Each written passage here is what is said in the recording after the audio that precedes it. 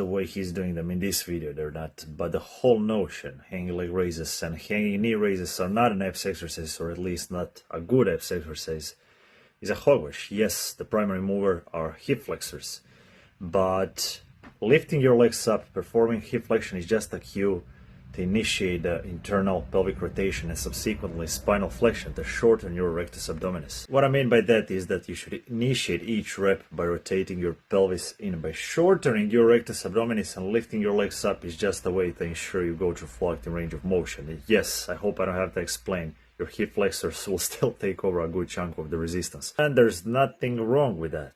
Yes, your abs will work in synergy with other surrounding muscle groups, but your abs will still get trained through their primary mechanical role and receive necessary stimulus. Despite the fact the way most people perform hanging leg raises makes them predominantly hip flexors dominant movement based on DMG studies, yes, as flawed of an indicator as it is, based on DMG studies, by far the highest measured rectus abdominis activation was during hanging leg raises.